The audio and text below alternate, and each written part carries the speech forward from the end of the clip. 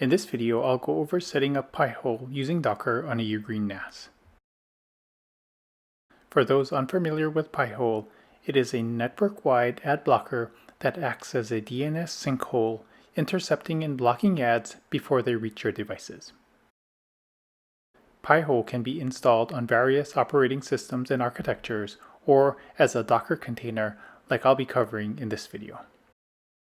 Specifically, I'll be using the Docker Compose YAML configuration from the Pi-hole documentation website and adjust the settings to run on a UGREEN NAS. I'm also going to configure Pi-hole to use a MacVLAN network, which will allow the Pi-hole container to be assigned an IP address on the same physical network that the UGREEN NAS runs on.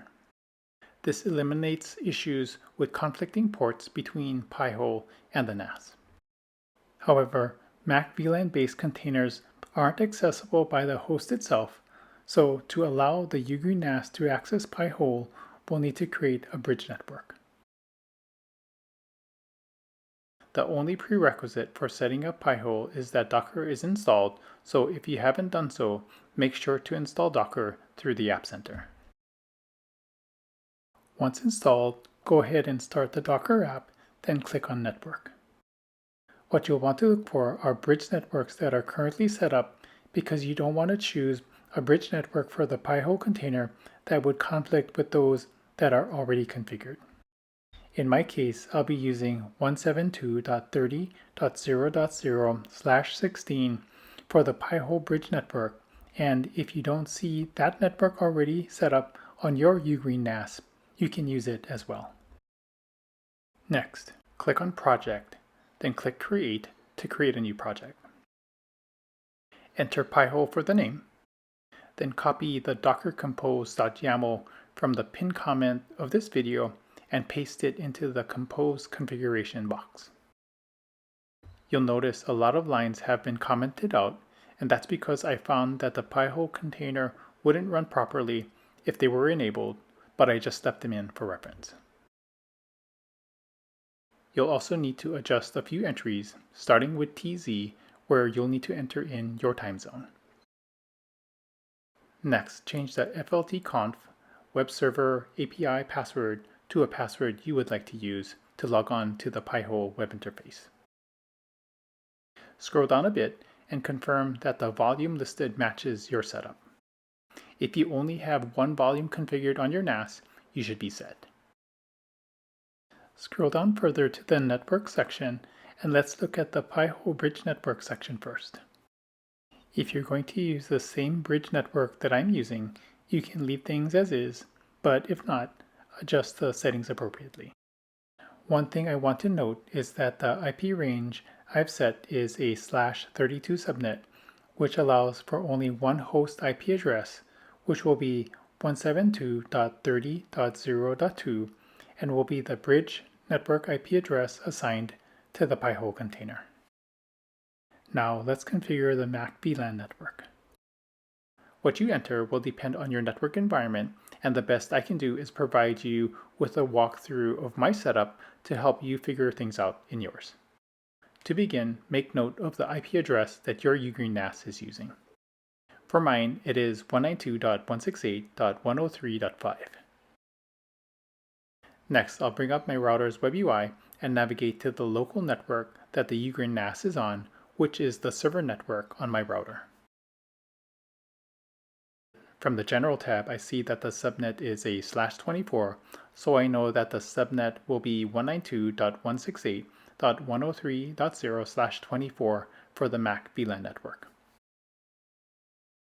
Also, because the router is the gateway, the local IP address, which is 192.168.103.1, will be used as the gateway. To figure out what IP address I can assign to the Pi-hole container, I'll first switch to the IPv4 DHCP tab. For my setup, I've configured assignable DHCP addresses starting at 192.168.103.100 and ending at 192.168.103.254, so I know I can assign the Pi-hole container an IP address below 192.168.103.100. Next, I'll check DHCP reservations for any IP addresses on the server network. There are reservations for the UGREEN NAS itself and a Synology NAS that I have on the network. I'll then look at DHCP clients, and I don't see any other devices on the server network. With all this information gathered, I know it'll be fine to use the IP address 192.168.103.10 for the pihole container.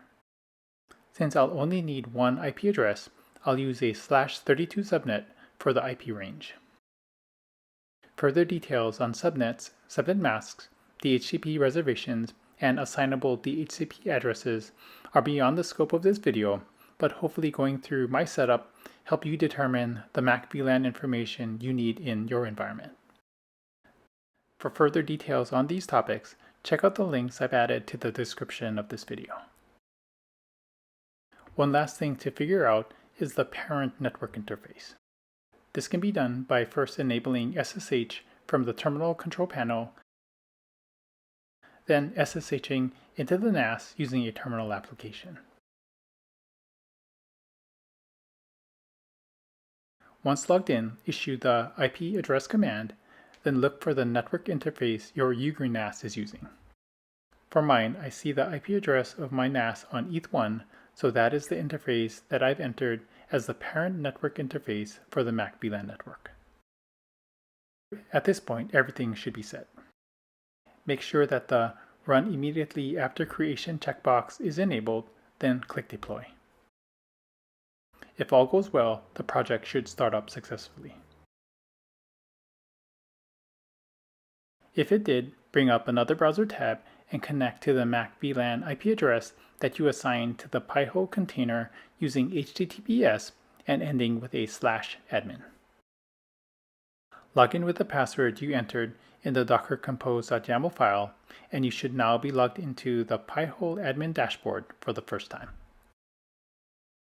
What I like to do next is integrate pihole into my network, but first I'll launch the adblocker test site adblock.turtlequeue.org to get a baseline of what type of ad blocking, if any, I currently have running.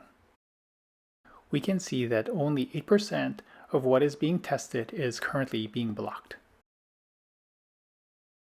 Now, I'll bring up my router and change the primary DNS server to the pihole container using its MacVLAN IP address for the primary network where my MacBook resides.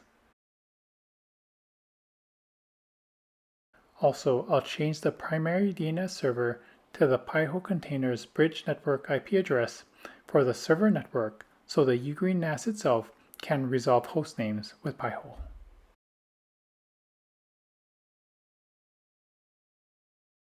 I'll then click Retest on the adblock.turtlequeue.org website to see what results I get, which are much better this time around with pihole enabled. I'll also test that the UGREEN NAS can properly access pihole from the terminal session I opened earlier. I'll type nslookup, then server, which confirms that I'm using the pihole container's bridge network IP address. Next, I'll enter in a domain name, which resolves properly, confirming that the NAS can access pihole perfectly fine. Hopefully, you've got pihole running on your UGREEN NAS, and if you have, consider giving this video a thumbs up. Also, subscribe to my channel if you like this type of content.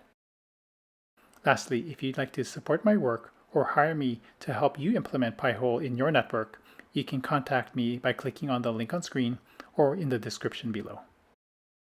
Thanks so much for watching.